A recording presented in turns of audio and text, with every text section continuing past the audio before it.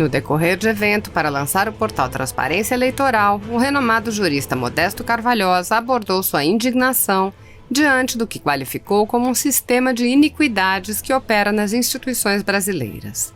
Conforme o jurista, o Brasil é dominado por oligarquias que se infiltraram na maior parte das instituições e maculam a democracia por não respeitarem nem mesmo as liberdades públicas mais elementares. Carvalhosa ressaltou: as oligarquias que dominam o Brasil fazem disso aqui um grande fazendão. Isso aqui é um grande fazendão. As oligarquias que estão no STF, na Câmara, no Senado, no governo, não respeitam sequer as liberdades públicas.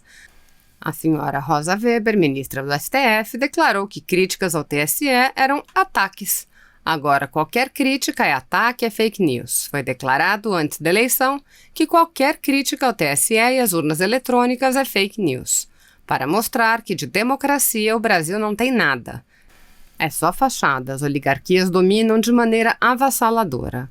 No ensejo, o jurista sintetizou: precisamos mudar esse edifício de iniquidades que domina a sociedade brasileira. Assista. Aqui eu quero só dizer que eu concordo inteiramente com todos os depoimentos extraordinários que foram feitos aí, de natureza jurídica, de natureza técnica, e eu digo ao presidente da UNAB também, que foi um depoimento excelente e que eu fiquei muito impressionado, e também, sobretudo, com o relatório e a aula que o Felipe Jimenez deu sobre o assunto. E quero lembrar exatamente que as oligarquias que dominam o Brasil, que são oligarquias que fazem disso aqui um grande fazendão. Isso aqui é um grande fazendão, né? Essas oligarquias que estão no Supremo Tribunal Federal e também muito na Câmara, no Senado e, obviamente, no governo, eles não respeitam sequer as liberdades públicas. A senhora Rosa Weber declarou claramente que as críticas contra o Superior Tribunal Eleitoral eram ataques. E agora, como realmente foi explicado, qualquer crítica, além de ser um ataque e não uma crítica, ele realmente é uma fake news. Foi declarado antes da eleição, qualquer crítica ao Tribunal Superior Eleitoral e às urnas eletrônicas seriam fake news. Então, para mostrar que o Brasil de democracia tem nada, só tem fachada. Na realidade, o brasileiro está submetido a essa oligarquia que domina o Supremo Tribunal Federal e ainda domina a Câmara e o Senado e o Poder Executivo de uma maneira avassaladora, e nós temos que pensar que nós precisamos estruturalmente mudar toda esse edifício de iniquidade e domínio da sociedade brasileira.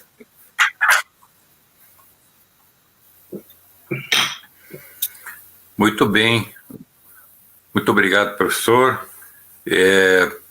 Doutor Felipe Jimenez, gostaria de falar alguma coisa? O doutor Hugo teve que se ausentar também, já correndo para outra live, né? Então, vamos aqui servindo de mais informações e finalizando aqui nossa cerimônia, né, de inauguração ou reinauguração do portal Transparência Eleitoral. Doutor Felipe, tem a palavra.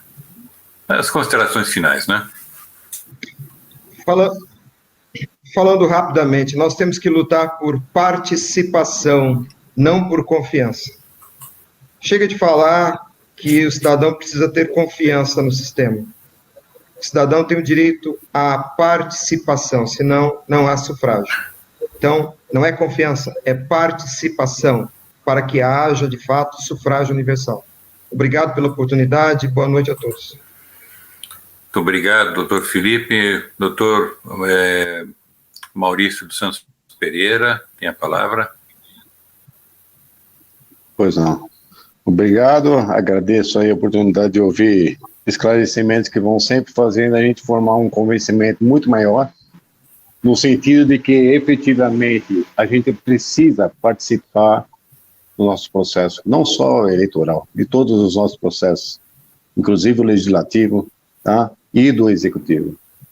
Nessa questão específica que a gente está falando sobre eleitoral, o que a gente precisa é que o cidadão de bem, o cidadão em sua maioria, compreenda qual é a luta imposta. Não é luta contra nenhuma tecnologia, mas é uma luta para garantir que nossa lei seja respeitada completamente. Então, nesse sentido, deixo aqui meu boa noite a todos, obrigado, e que esse nosso empenho aqui tenha frutos muito maior do que já está tendo. Obrigado, Thomas. Muito obrigado também a você, doutor Maurício. Partimos agora para o encerramento, agradecemos imensamente aos apoiadores também do Movimento Federalista, ao Movimento Avança Brasil, a União dos Advogados do Brasil, o CEMIND, que é o Comitê Multidisciplinar Independente, a OACB, que é a Ordem dos Advogados Cristãos do Brasil, e Convergências, Coalizão Convergências. Agradecemos também aos nossos convidados e colaboradores do portal que estão presentes hoje aqui, o professor Modesto Carvalhosa, o deputado federal Daniel Silveira, o doutor Felipe Jimenez, engenheiro Amilcar Brunazzo, o doutor Maurício dos Santos Pereira e o doutor Hugo Heschel. O doutor Augusto Zimmermann não pôde comparecer, está em outro fuso horário, e aí realmente não deu certo. E a você, eleitor soberano, que nos acompanhou nessa cerimônia e agora tem uma ferramenta de informação precisa, de fontes fidedignas e que o ajudarão a enxergar melhor o processo eleitoral no Brasil e no mundo, para poder também atuar como agente de transformações, pois é a cidadania em ação que movimenta as transformações do nosso país. O endereço do portal é transparenciaeleitoral.org. Fica o meu abraço, que Deus cuide de todos e abençoe este nosso país. Um grande abraço a todos, fiquem bem. Muito satisfeito de estar presente nessa reunião da Coalizão Convergência, liderado pelo nosso querido amigo de lutas da cidadania, Tomás Korontai, e também com a presença aqui desses ilustres companheiros, o deputado Daniel Silveira, que é um líder na Câmara dessa frente parlamentar para a contagem dos votos, que é muito importante, e também aguardando que o professor Zimmermann entre e tenhamos, portanto, uma reunião muito frutífera de discussão de ideias e de ações, de medidas que podemos continuar tomando nesse sentido. Eu não quero insistir sobre alguma coisa que todo mundo já sabe e que não tem nenhuma razão de eu ficar demonstrando a própria sentido de convergências e da coalizão. Então, pode lembrar que o Brasil é um país democraticamente muito estranho, porque, primeiro, é um país que não admite candidaturas independentes. Todos têm que passar por partidos políticos.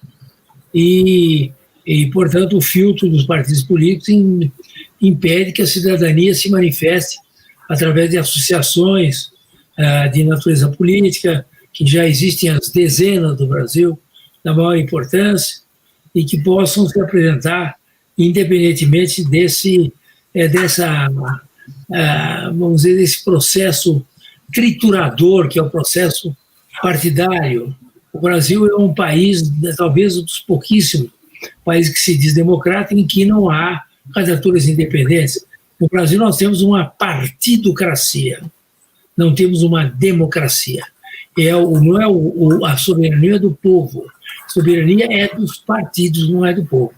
Portanto, se o povo tem que se inscrever nos partidos para ter acesso à vida pública, nós não temos democracia autêntica no Brasil.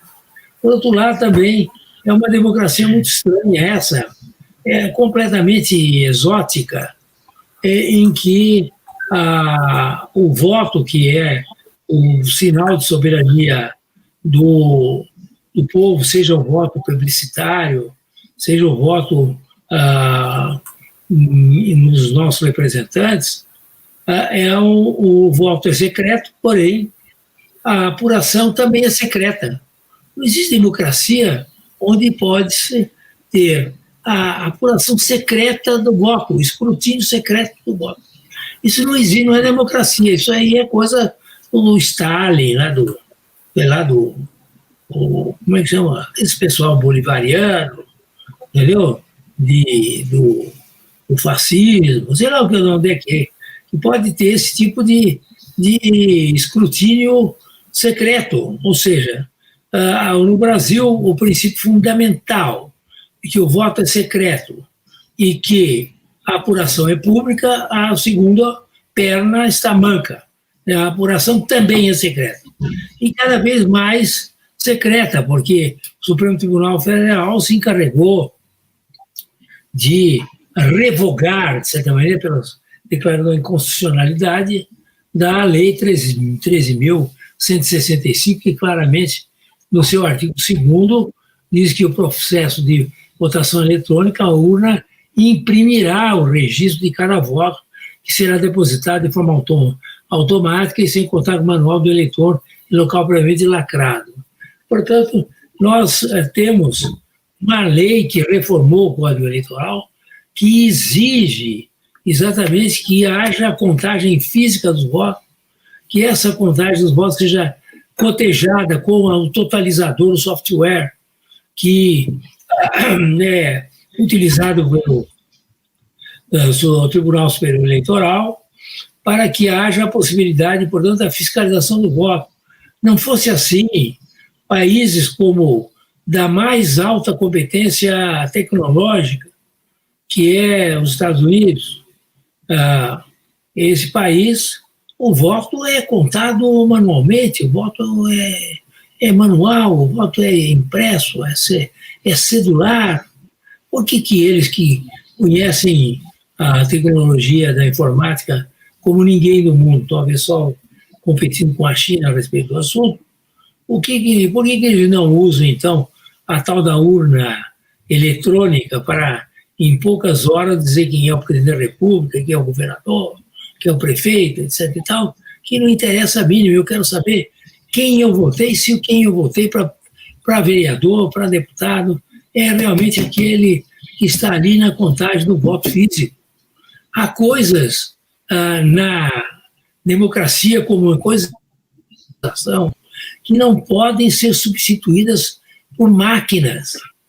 O direito do cidadão de verificar o seu voto através dos seus fiscais é um direito que tem que ser preservado, ele não pode ser substituído pelo eletrônico. Então, se for eletrônico, vamos votar. Então, agora todo mundo aí pelas redes sociais, entendeu? Vamos pegar o WhatsApp e votar também. Está vendo qual é o problema? Então, nós temos no Brasil aquilo que se chama democracia manca, além de todos os defeitos, como que não cabe aqui discutir.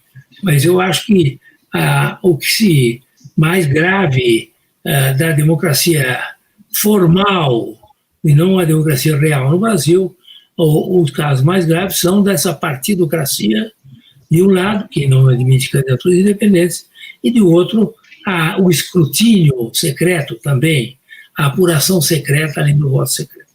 É só isso que eu gostaria de falar e reiterar que estamos mobilizados, como sempre, para que essas duas coisas, uma aconteça e a outra deixe de acontecer, ou seja, que consigamos que o Tratado de São José da Costa Rica, que fala expressamente na possibilidade de candidaturas independentes, seja aceita pelo Supremo Tribunal Federal. E, em segundo lugar, que realmente haja uma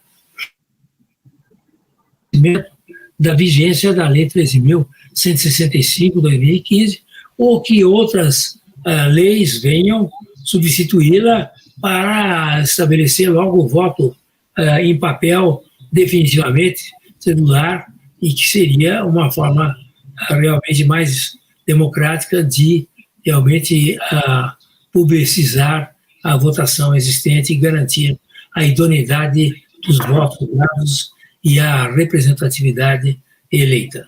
É só isso que eu gostaria de falar, por não estar, eu acho que dá o suficiente do meu tempo. Obrigado.